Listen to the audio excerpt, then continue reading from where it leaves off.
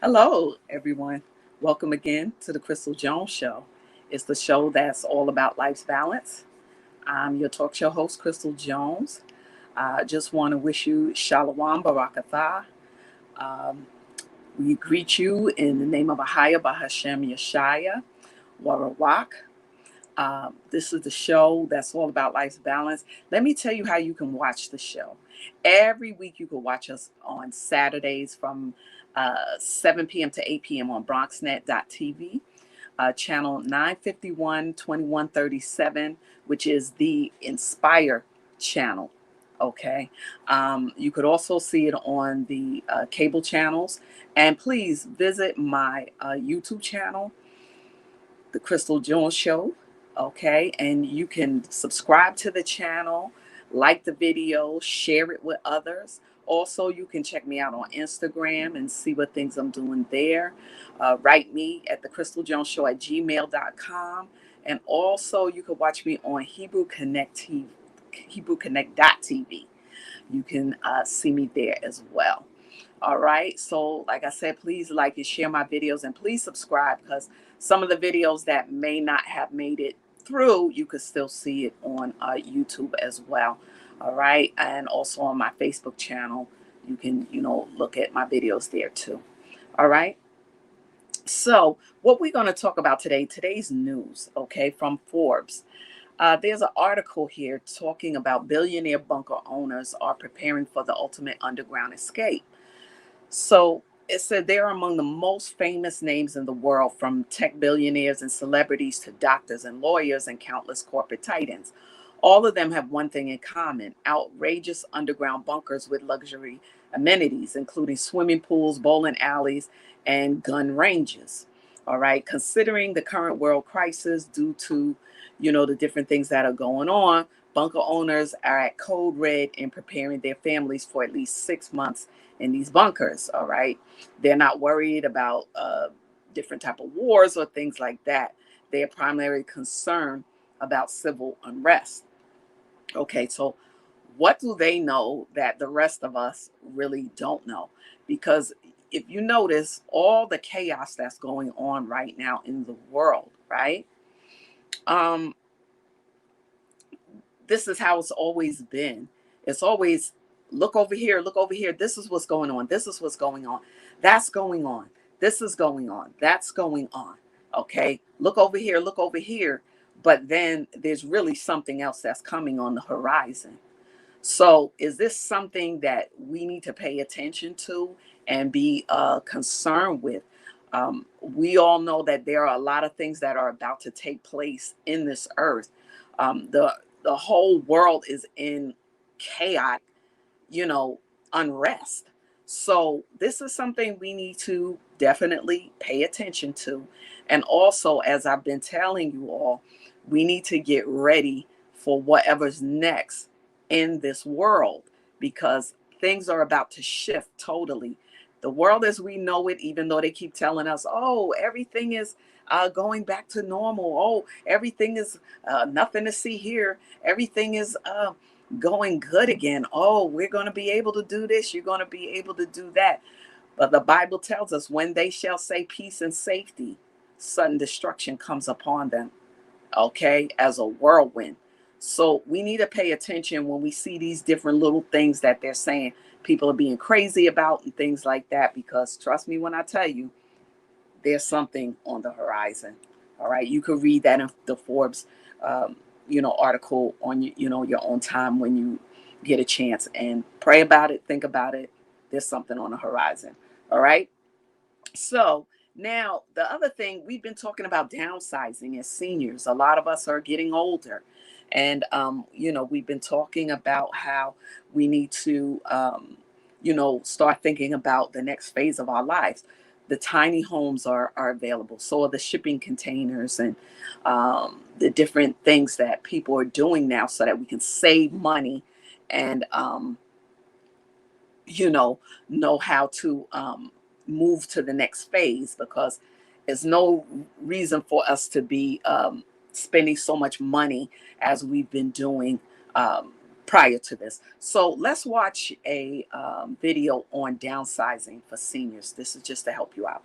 Let's take a look. One size doesn't fit all. Hi, I'm Kevin Grolig with Compass Real Estate, located in Bethesda, Maryland. I serve Montgomery County, Maryland, and the entire DMV. And thank you for visiting my video series, Real Kevin. I post videos every Wednesday about life and real estate in Montgomery County, Maryland. You just don't want to miss. If you're new to my channel, please subscribe and hit that bell icon to be notified when I post new videos. And I wouldn't hate it if you shared my videos too. So today we're discussing how to downsize from your family home to your retirement home. So let's get into downsizing. First, let's start with there's many reasons for people to downsize. One is to simplify. For some, that's an attempt to purge and simplify their life. Number two, cost cutting. Oftentimes, this is used to cut unnecessary expenses like maintenance and higher utilities. And number three, sometimes this could be because of death and divorce. Number four, sometimes it's from relocation, especially when you're moving from a lesser expensive area to a more expensive area. Number five, empty nesters. For empty nesters, downsizing gives them the ability to maybe travel, see the world, and oh yeah, make sure that their kids can never move back. And number six, aging. And for aging, sometimes this is just a natural part of the circle of life. Mom and dad may not be able to care for the home like they used to. So while on the surface, you may just think that downsizing is downsizing, there are some differences. Today, I'd like to focus on number six, the aging. Not only am I making this video for them, but also their kids, who are oftentimes instrumental in the move. During my career, I've worked with many families where mom and dad have actually lived in the home 40 to 50 years. And I've assisted them in transitioning to their retirement home, whether that be independent living or assisted living. I've seen some families who've been proactive and have planned for this time so that it's a natural turning of the page. And unfortunately, I've seen the complete opposite, where there's a crisis situation and mom and dad are more or less being forced to make this move. To me, it's amazing how the same process could be so radically different. In most of these cases, there's a whole lifetime of knickknacks, family treasures and possessions, excess furniture that simply can't make it to the next place. So, where do you start? Step one, before going crazy, just throwing things out, I suggest defining what your objective is in a new home. Start with the basics: location, price, amenities, bedrooms and baths. Step two, do your research and define places of interest. Step three, narrow down and commit to that one place. Whether this is a home you'll be renting or purchasing, it makes sense to find your home first. Now, the reason I suggest finding your home first is at least you know where you're going to go and what space you have to operate with. This will assist in making good decisions about what stays and what goes. And let's face it, it will also motivate you and your family to start moving forward. Step four, tag what you're going to take and move it into your new home and leave the rest behind. Step five, contact family members, friends, neighbors, people you know who may be interested in some of the things you have. I usually suggest that you start with kids first, then move out to cousins, uncles, neighbors, and so on. If you end up creating some mad free-for-all where the first person comes gets everything, no doubt you're going to end up with some frustrations and hurt feelings. Number six, consider having an estate sale, potentially donating to places like the Wider Circle, Salvation Army, or Purple Heart. Step seven, consider hiring a hauling service to get rid of the rest. Today's hauling services, they don't just throw everything into a landfill. They use great effort to ensure that recyclables are recycled and donatables are donated. And step eight, work with your realtor and his or her network of vendors and home stagers to get your home ready for sale. You may want to check out this video for more information on how to wow. Hey everybody, thanks for visiting. I hope you found this. Okay, so those are some reasons why we need to downsize. You know, we got too much junk anyway, y'all. Come on, let's let's start. You know, downsizing. The next thing that we're going to talk about is when you're downsizing, should you get like a tiny home or a shipping container home, or you know whatever you decide that's a downsize. What can you do with these things? You can use these things not, you know, as other sources of income as well. So let's take a look at how we can use shipping container for probably like Airbnb living. All right, so let's take a look at that. Right behind me is a 900 square foot shipping container home in the style of a barn dominium. It is very unique, but it doesn't stop there. Right in the middle of this Airbnb is a basketball court. It is so cool. I love this. It is sunny out and it's a warm day. It's going to be a great video. So let's go check out this place located in Hocking Hills, Ohio.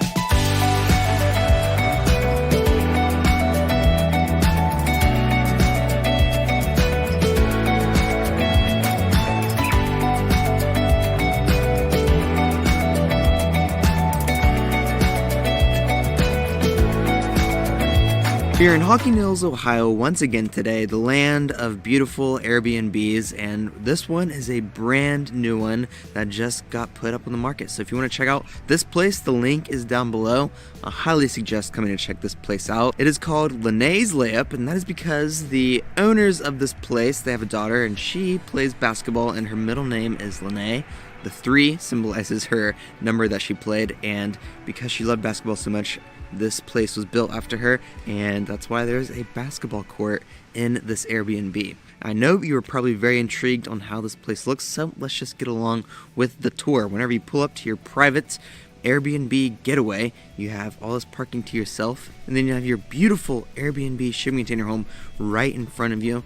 The owners built this all from scratch themselves, and they designed it all. It is top notch. You'll walk down the walkway towards your Airbnb. The exterior is this beautiful, deep, rich black with the white oak pillars in the front, and I love the custom metal bracketing that goes around these wooden pillars and the white oak trim all around the windows. It is beautiful. The left and right side are the 2 shipping containers that make up this home, and in the middle they enclosed kind of the middle and made the space a lot bigger. So it's not just a shipping container. They've just used these 2 shipping containers on the ends to start with the framing of this barn dominium style. And there's also lights all around this at night.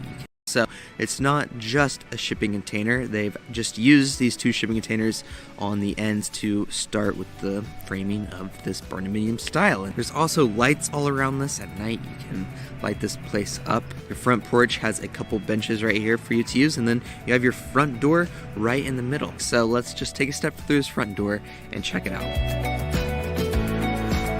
When you walk in, it is instantly grand and huge. Right in the middle is kind of your welcome space with the living room on your left and the kitchen on your right. Right here in the middle, you have this huge chandelier that is absolutely beautiful. And you'll notice already that there's lots of space and it's really bright and clean in here. We'll start over here on the right side, which is your kitchen area in the first half of your home. There's a huge dining table right here in the middle, and it is this beautiful wood with the live edge all around it. And I love the leather seats. They're just all gorgeous, and all the windows around here that let all this light in. It is just phenomenal.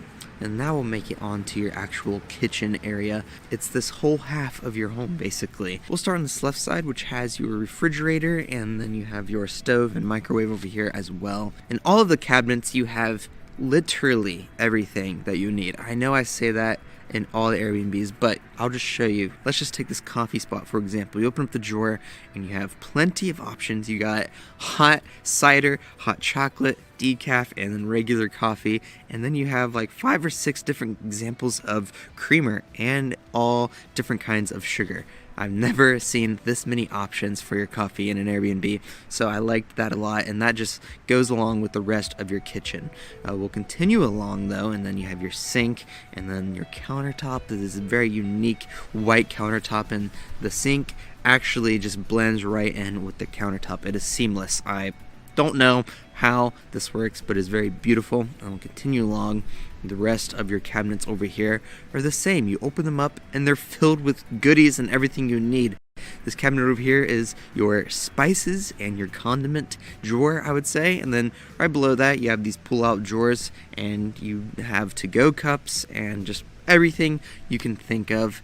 And it is all placed very beautifully. It's not just thrown in there. This is the total getaway luxury experience. And then right above these cabinets are your floating shelves, which have your French press and your glassware, and it's just decorated very beautifully. Right here is a picture of Hocking Hills, which is where we're at. You can go hiking here, and this is just a luxurious kitchen. Now let's take a step through this custom made sliding barn door, and we'll go back through this section, which is a shipping container. This is one of the shipping containers. You'll walk through, and the first thing is your bathroom space. This is the first master bathroom. You have 2 in this Airbnb.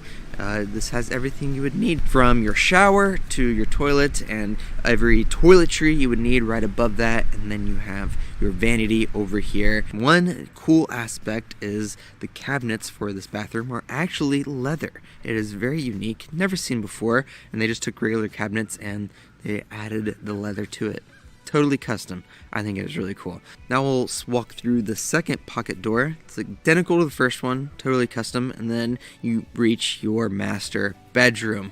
This is one of 2 bedrooms that you have, and it is a queen bed right up against this wall. There's a couple nightstands on each side. It's a little tight, but it gets the job done. And one really awesome thing about this bed is that this bed has a remote control to either raise you up or lower you down. So you can be raised up and you can read or watch TV, and whenever you're done, just lower yourself back down. I've never slept in a bed like this before, but just adds to your luxurious experience. And then you have a nightstand over here to put your luggage or clothes in, and that's really about it for this bedroom. You'd just be in here to really sleep and store your clothes. We'll walk out of that, and now we'll enter the other half of your home.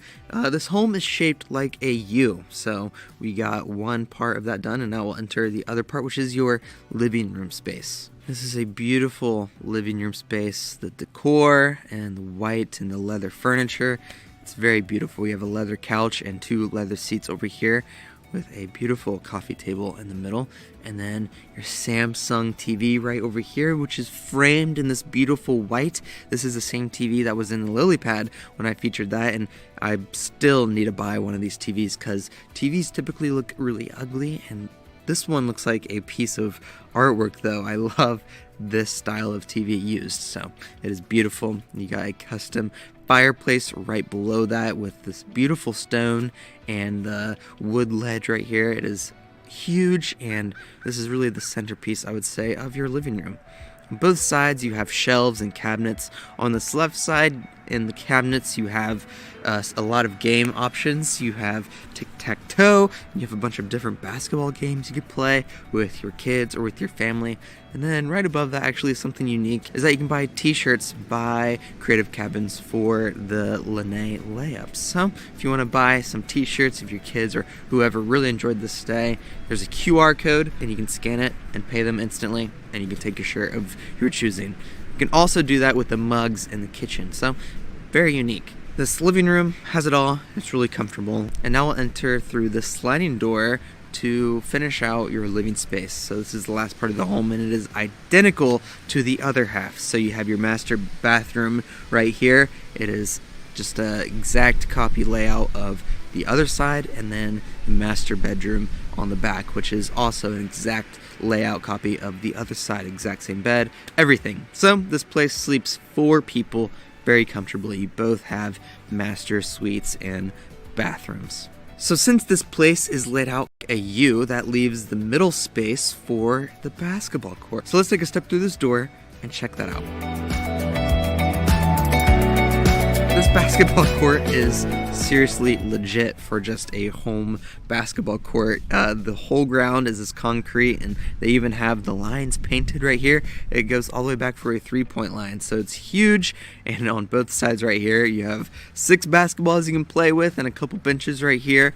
And this is all basically enclosed, so rain or shine or whatever, you can come out here and play some basketball, and you won't have to worry about the basketball hitting the home because it is a shipping container. It is hardcore metal, so you can throw the basketball up against the home and you can play a game right in here with your kids or whoever. I was out here enjoying myself playing some basketball, and it is seriously really awesome. The hoop is 10 feet high, so it's all regulation normal. It's awesome. There's also a net right behind all of this to close, so nobody out in the patio area is going to get hit by a basketball. I threw the basketball as hard as I could at the net, and there's no way it reaches anything. So this is your enclosed basketball court, which is the inspiration behind this Airbnb and the name of it, Lene's Layup. I don't think there is a single Airbnb rental anywhere in the world like this. So if you like basketball, you have kids or whatever, I highly suggest this place. But we're not done yet. We have the outdoor patio area, which is always such an enjoyable part of Airbnbs, and there's a lot to offer here. You have this whole back area to yourself. Right in the middle is a dining table for outdoor eating.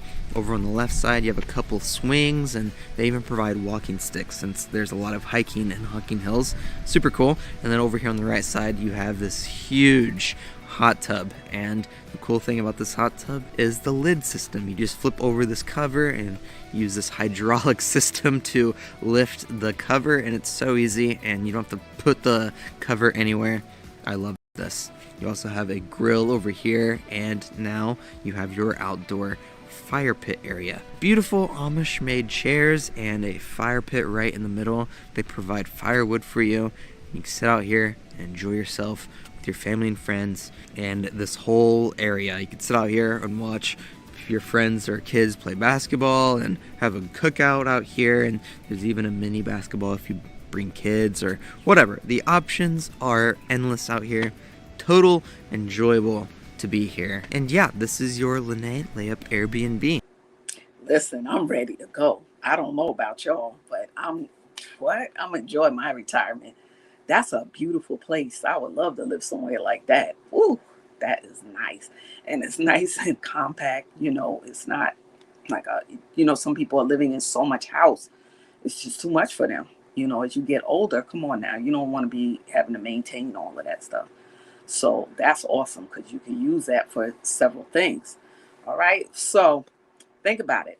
Next, we're going to move on to our missing youth for this week that we have. The first person that we have on the list is Jaden Bethia Mendez.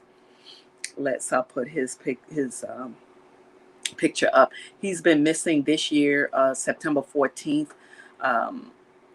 He's from Dobbs Ferry, New York. He's 17 years old. He's a black male. His hair color is black. His eyes are brown. He's 5 feet 1 inches, and he weighs about 125 pounds.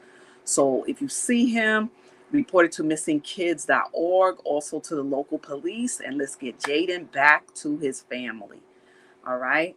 The next missing youth that we have is Yasenia McAlpin. That's her name, Yasenia McAlpin. Okay, she's been missing since September the 4th of this year. She's from Albany, New York. She's 15 years old. She's a black female.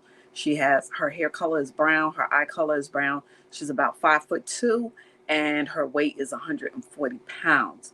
If you know anything about her disappearance, please report that to missingkids.org and also to the local police.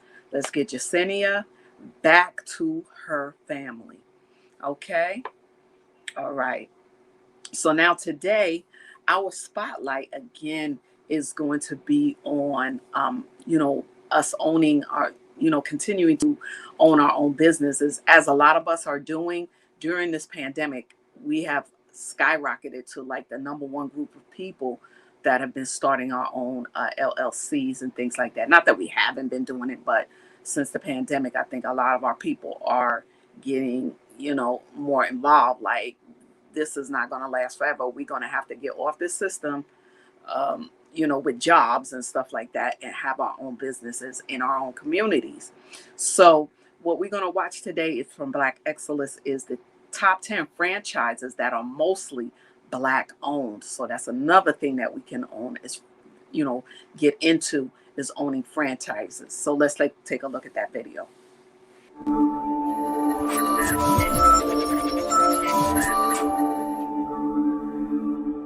Hello and welcome back. In this original Black Excellence presentation, we will highlight the top 10 franchises with the highest percentage of Black business owners.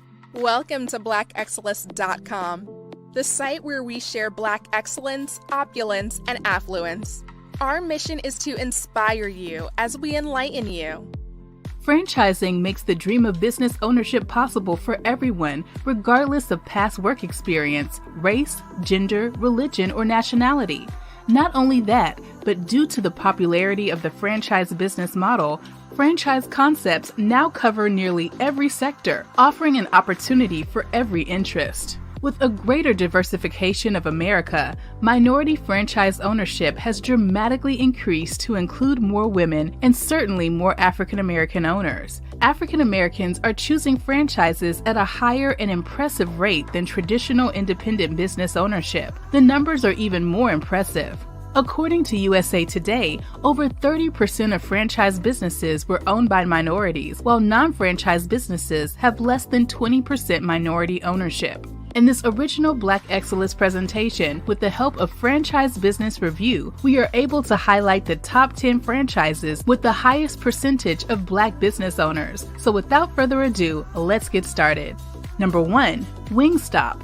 Wingstop locations are 358 times more likely to be Black owned than the average franchise. Today, there are more than 1,500 restaurants open across the United States, Mexico, Colombia, Panama, Singapore, Indonesia, Malaysia, UK, and the United Arab Emirates. Wingstop quickly became a fan favorite when we first opened our doors in 1994. Their proprietary recipes, outstanding food, and superior customer service created a demand that could only be satisfied by more locations. In 1997, they began offering franchises. Today, they are one of the fastest growing concepts in the country, attracting top entrepreneurs and operators with the drive and passion to own their own business. Number 2. Tropical Smoothie Cafe. Tropical Smoothie Cafe locations are 193 times more likely to be Black owned than the average franchise. Tropical Smoothie Cafe offers the best of both worlds,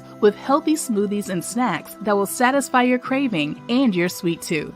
Tropical Smoothies serve smoothies, wraps, sandwiches, flatbreads, and salads. They are a fast casual concept and part of the growing healthy eating establishment trend here in the United States. Tropical Smoothie Cafe looks for franchisees with a creative spirit who believe in the motto, "Eat better, feel better," that will continue the brand's mission to help others live a healthier life.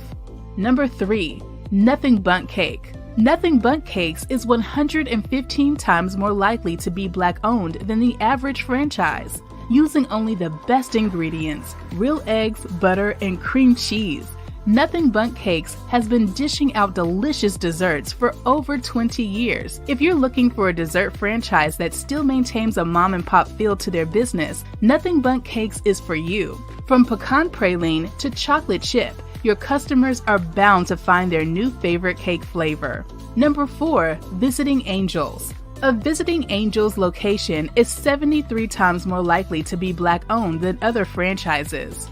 Visiting Angels offers non-medical services to seniors. Visiting Angels has been fine-tuning their systems throughout the past 2 decades and has blazed the trail for more than 600 non-medical private duty home care agencies throughout the United States. At Visiting Angels, they measure success through the caring quotient. Profits are always important, but enhancing the quality of life for millions of seniors is their true measure of success. Number 5, Right at Home. Right-at-home locations are 42 times more likely to be Black-owned than the average franchise. Initially founded in 1995 by former hospital administrator Alan Hager, Right at Home provides in-home care services to allow seniors and people with disabilities to retain as much independence and dignity as possible. Currently in 8 countries, with over 600 locations operating, Right at Home is one of the largest home care franchises in the world. Number 6. Kona Ice. A Kona Ice franchise is 28 times more likely to be Black-owned than the average franchise. Kona Ice offers a fresh concept, in-house financing, and strong corporate support to help you take back control of your work life and make your life work for you. With Kona Ice, you can take the leap into entrepreneurship with the safety net of the world's largest food truck business in the world and the business named #1 in franchisee satisfaction by Franchise Business Review 8 years in a row. Number 7. Next Home. A Next Home location is 6 times more likely to be Black-owned than other franchises. Next Home focuses on empowering every broker with streamlined, progressive products and world-class marketing. The consumer is the focal point for evaluating and implementing new ideas, allowing you to remain relevant and capitalize on smart strategic growth. Next Home strives to help you achieve agent productivity, increase profitability, and systems for long-term success.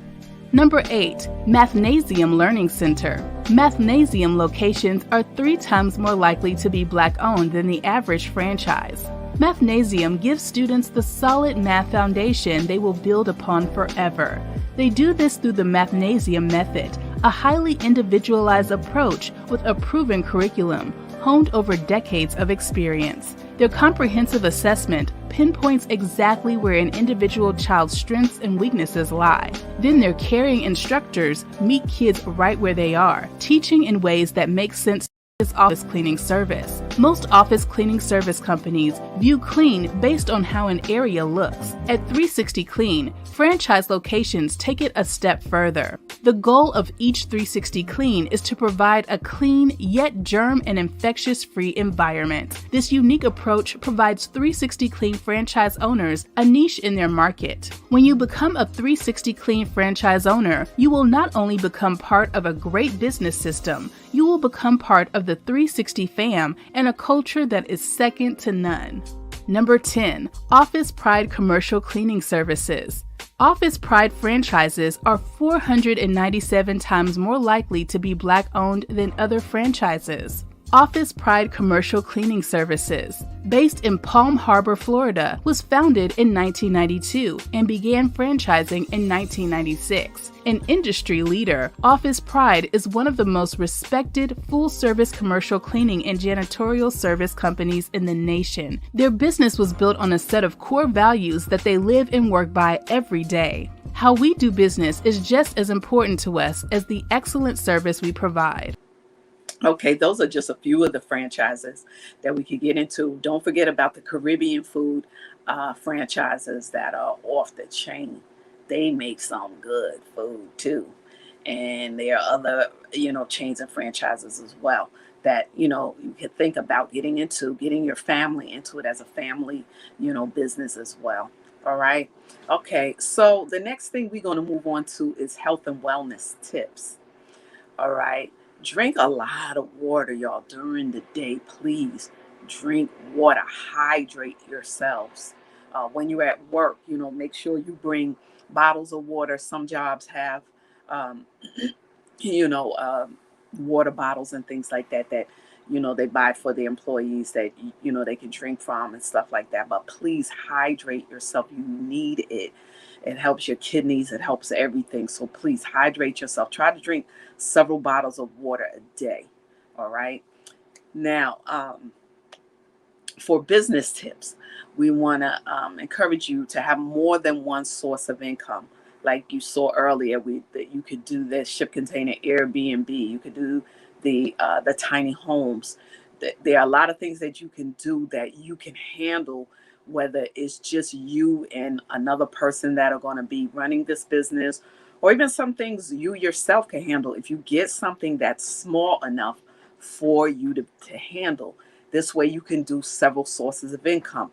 A lot of our young people, like myself, we really like sneakers and things like that. So there are different things you can do with, you know, uh, with sneakers and whatnot that can, you know, bring you a source of income. There are a lot of different things that we can do, and we got to get to doing it. And like I said, we have to keep our dollar in our own communities first before they go out. That's been our mistake, is to support everybody else, but no one supports us. So we got to get down to doing our own thing. Like I said, I'm glad to see the schools that are being built, the Hebrew and Black academies that are being built for our children. So let's continue to do that as well. Okay.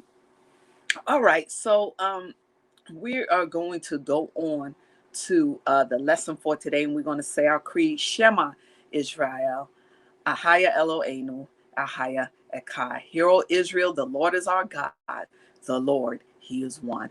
So we have been doing the study on the Feast of Dedication, or the Feast of Lights, from the book of Maccabees. Maccabees means hammer. It's those books are about First Maccabees and Second Maccabees, about the different wars that our people had to fight because the surrounding nations were trying to make us do what the crazy things that they were into. I've definitely told you about child sacrifice and different weird things that they were into, and some of our people fell into that type of thing, listening to the surrounding nations, which the Lord told us, don't pay attention to these nations because they're going to cause you to go off. So this is how now we even ended up with a different calendar. They have the Gregorian calendar, but that's not the calendar that God gave Enoch, one of our forefathers. We were supposed to have the 364 days, and the different feasts that we're supposed to be celebrating are outlined in the Old Testament. But if you notice, every time our feast is on the horizon, these people have made other feasts that have nothing to do with God. It's all about self. It's all about what am I going to get and all of that. None of it is really about the worship of the Lord. So we have to get back on track with what God originally gave us. All right, because these people are, Gentile nations, and they tried to flip that and say we were Gentile, but we're not. We're the bloodline Jews. So we have to get back to our original, ordinances and statutes and commandments that the Lord gave us. So now we are continuing with First Maccabees, where in chapters 1-4, we have at first we had Alexander, who was over, took over the different areas surrounding us, and he tried to get us to get involved with all kind of weird things like naked sports and crazy stuff like that. And some of our people fell for it, but others of our people didn't. And then we had Antiochus come, and he was king, and he was trying to tell us to forsake our Bible and our ways and things like that, and all become one people, along with these Gentiles. And that was not what God wanted us to do. So we had our people who stood up and said, no, we're not going to do that. And one of them was Matthias, that I read to you about in First Maccabees, the first and the second chapter. And he gathered together with his sons, and they were like, no, we're not going to do this. So they gathered together with the sons and the other Jews that were like, no, we're not doing this. We're going to follow the laws, statutes, and commandments that the Lord our God gave us. So they stood for what was right. Matthias, though, he was a priest, and he followed what God told him to the end. So when he died, his son Judas came in his stead. And so Judas, who they call Maccabees, which means hammer, he rose up in his father's stead, and all his brethren helped him. They were like, yeah, it's not going to go down like this, right? So they held with what their father taught, and they fought with cheerfulness the battle of Israel, right? So he got his people great honor and put on a breastplate as a giant and girt his warlike harness about him. He made battles protecting the host with his sword, right? So now he pursued after the wicked, sought them out and all of that, let them know, get that mess out of our land. We're not doing that crazy stuff. No way, right? So now you have Apollonius who gathered the Gentiles together, right? And a great host of Samaria to fight against Israel. We were always in battle against the Gentile nations. They were against us. Now remember, this is during the time where there wasn't like it is today, where you get these calling us white and black and all of this kind of stuff. That stuff started here in this country. But before that, you were known by your nation. The Gentiles were more of the white nation of people. And the Jews were the black people, because we came from the dirt of the earth, okay? And then, when God promised Abraham, who was a Chaldean, Chaldeans are black people. They were black people back then. They're black people today. All right. So we are the bloodline Jews, even though you may see those who are converted from like Germany and stuff like that, but they're not bloodline Jews. We are. That's why they call themselves like Jewish, and they speak the Yiddish and stuff like that. But even their own people have written books and told them, you're not the bloodline Jews. It's the blacks who were scattered to the four corners of the earth. So we are 12 tribes that look different now. You have us over here who are based, a lot of us who were born here that are the Negroes, who we're basically the tribe of Judah. But our brothers and sisters who are the Indians, they're from the tribe of Gad. Okay. The people who are from Dominican Republic, they're the tribe of, like I said, Levi. The Haitians are the tribe of Levi. The Dominicans are Simeon. You have the people from the Fiji Islands, Hawaii, and all of that, that are Naphtali. So we all look different, but we have the darker skin complexions. And so even though they try to just wrap us all up as being African people, we're from the continent of Africa, but we're not African, we're Jews.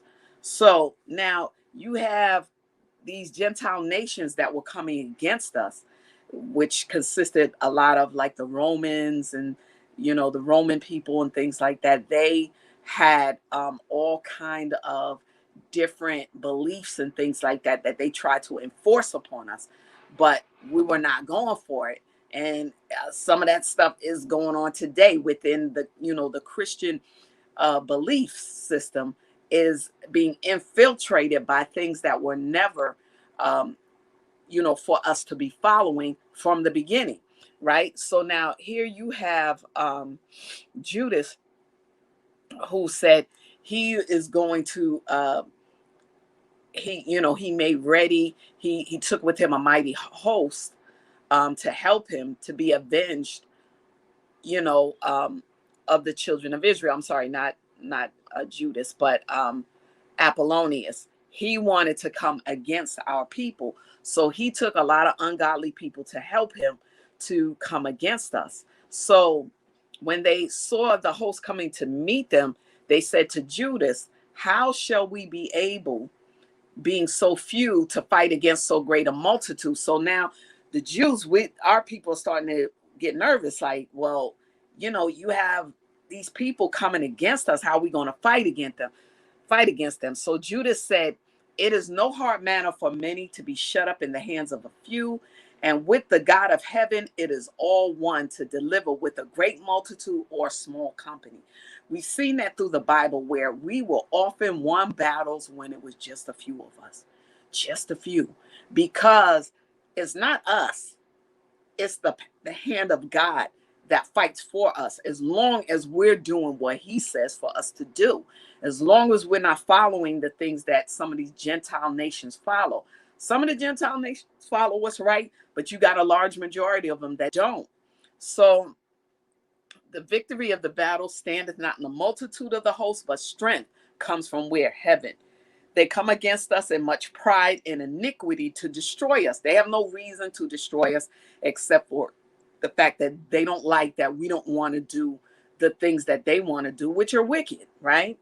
But we fight for our lives and our laws. And this is what it has come down to, and it's what it's coming down to again. We are going to have to stand up again for what's right. You see what's going on in the earth against us consistently. It's not going to stop. We've been here for hundreds of years and they still don't get it, right? Wherefore the Lord himself will overthrow them before our face. And as for you, don't be afraid of them. Now, as soon as he had left off speaking, he leapt suddenly upon them. And so Saron and his hosts were overthrown before him. So because our people trusted in the Lord, these great numbers of people got overthrown. And they pursued them from the going down of Beth Horon unto the plain, where were slain about 800 men of them. And the residue fled into the land of the Philistines, right? I'm trying to make sure that I'm still on my timing. Okay, now when King Antiochus heard these things, he was full of indignation. Wherefore he sent and gathered together all the forces of his realm, even a very strong army. So Antiochus is a Gentile king, and he sees that his people are not winning. So he's still upset. He still doesn't get it. He still wants to come after us, right? He opened also his treasure and gave his soldiers pay for a year, commanding them to be ready whenever he should need them. Nevertheless, when he saw that the money of his treasures failed, you can't fight God and win. You can't. And this is what they've been trying to do to us ever since way back there. It's the same stuff we're going through today. All right. Now, nevertheless, when he saw the money of his treasuries failed, and that the tributes in the country were small because of the dissension and plague which he had brought upon the land, and taking away the laws which had been of old time. See, so he knew that he was being he was losing because he's fighting against God. He's fighting against heaven, and he still doesn't care. He feared that he should not be able to bear the charges any longer, nor to have such gifts to give so liberally as he did before, for he had abounded above the kings that were before him. Wherefore, being greatly perplexed in his mind, he determined to go into Persia, there to take the tributes of the countries and to gather much money. So he's still going to these other countries and getting money. Let's fight against these Israelites. Let's fight against them. So he left Lysias, a nobleman and one of the blood royal, to oversee the affairs of the kingdom from the river Euphrates unto the borders of Egypt, and to bring up his son Antiochus until he came again. Moreover, he delivered unto them the half of his forces and the elephants, and gave him charge of all things that he would have done, as also concerning them that dwell in Judah and Jerusalem. To wit, he should send an army against them to destroy and root out the strength of Israel. Again, these things that you see being done against our people is to uproot us and to bring an end to our people. They will never be able to do it. They won't, because the God of heaven will always stand up and fight for us. But we got to get on board. We have to get back to our laws, statutes, and commandments. Stop following these people in this foolishness and do what God tells us to do. As you can see, Judah is arising now, and we're warning our people, come back to the Lord.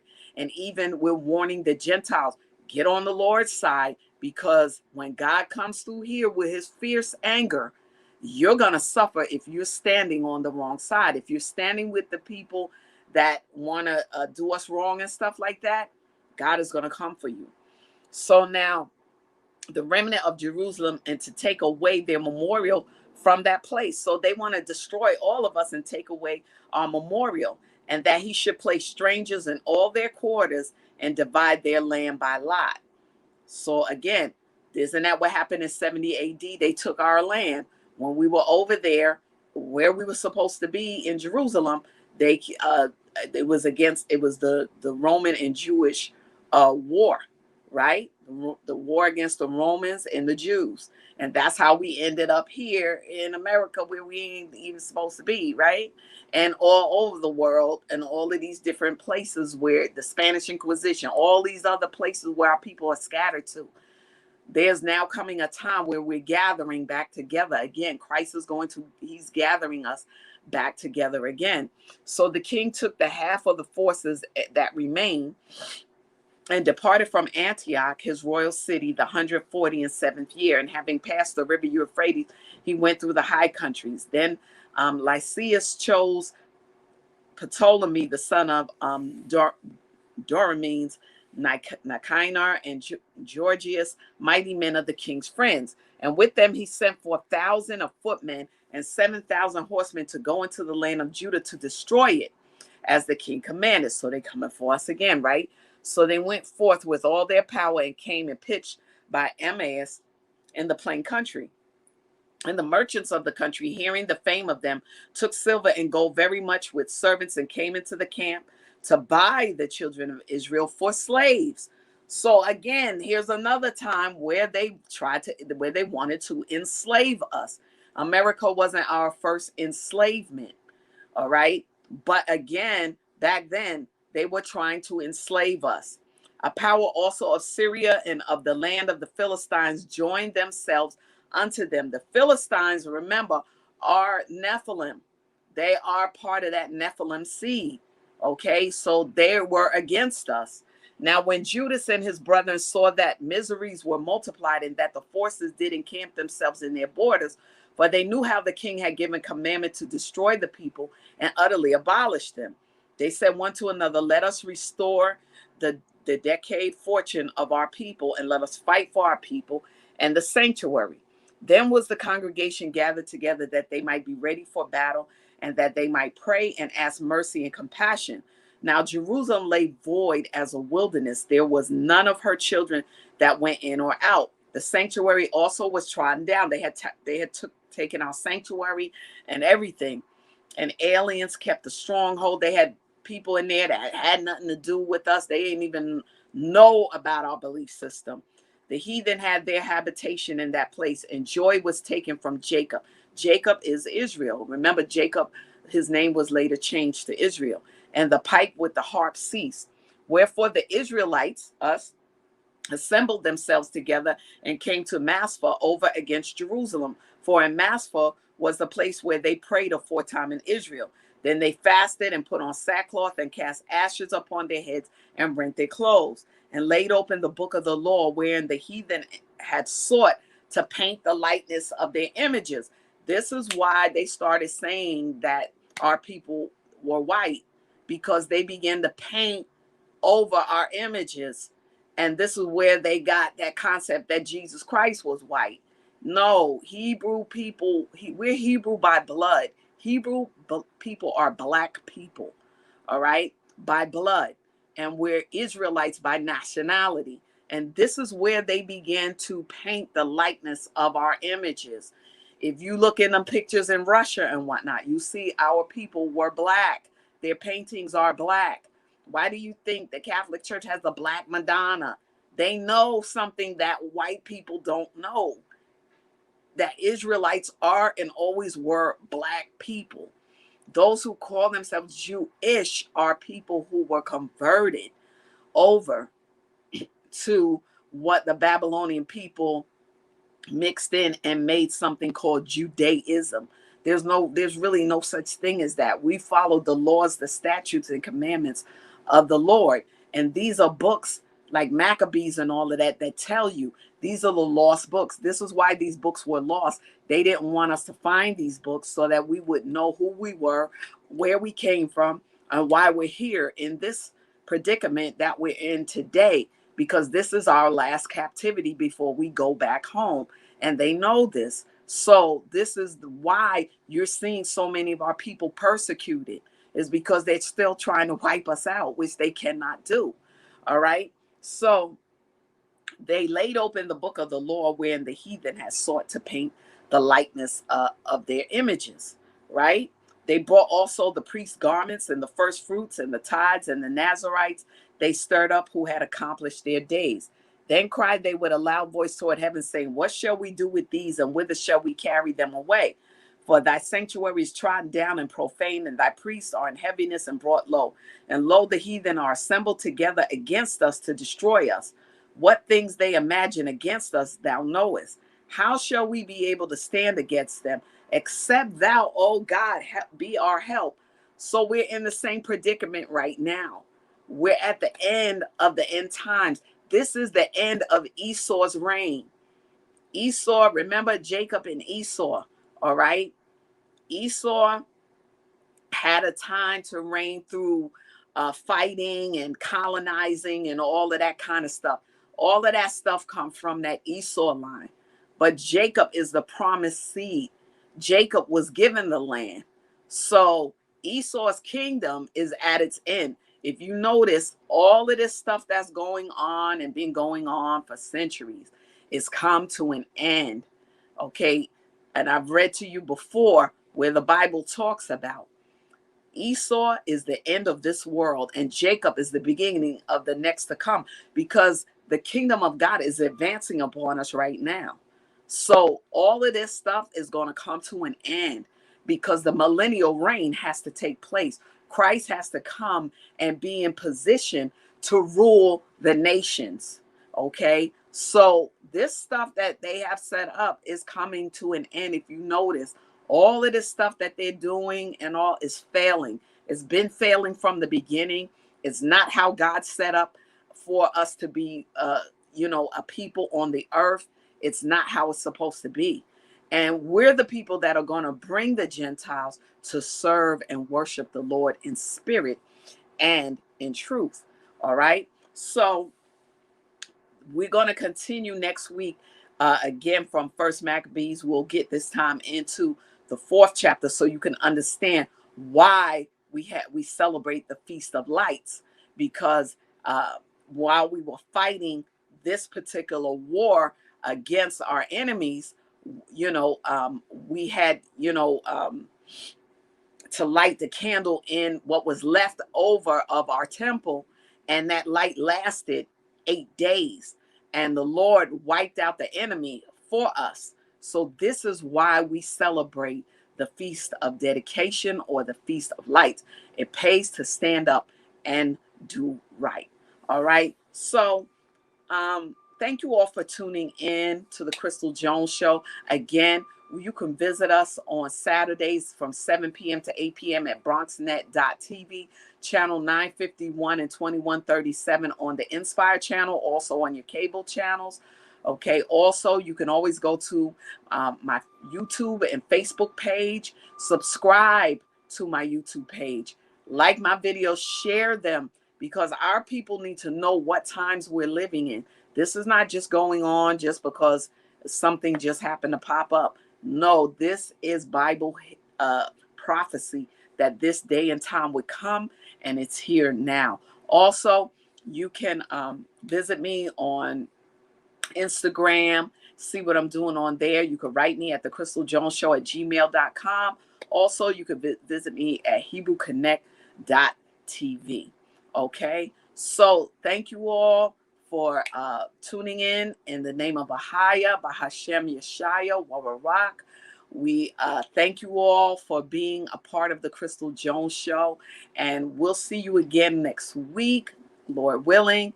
Share the video, and Shalawam, Barakatha, peace and bless you. And I always tell you stay balanced. Para Sofía y Gabriel, a pesar de que estas viejas rodillas no pueden seguir su aventura en el bosque el día de hoy, estas flores representan mi amor. Estas puntadas de hilos nos unen, y donde quiera que vean una flor, un pájaro, un hermoso árbol, sepan que mi amor está con ustedes. Haz que el bosque sea parte de tu historia. En un parque cerca de ti, encuentra uno en descubrelbosque.org. Stop using church intimidation, control and manipulation. Jezebel and all them spirits fall back, not trying to hear it. Go with Jesus, walk in peace. On your pew can sit that beast that we're fighting in the world. I'm that JC Supergirl, Jesus Christ, belt of truth, arm of God, I'm slaying you. Power of the word, two-edged sword. MC Heaven rocks for her Lord. Thought they crept in unaware, didn't see the gatekeeper standing right there. Not getting down with your tactics, undoctrined, no practice, read.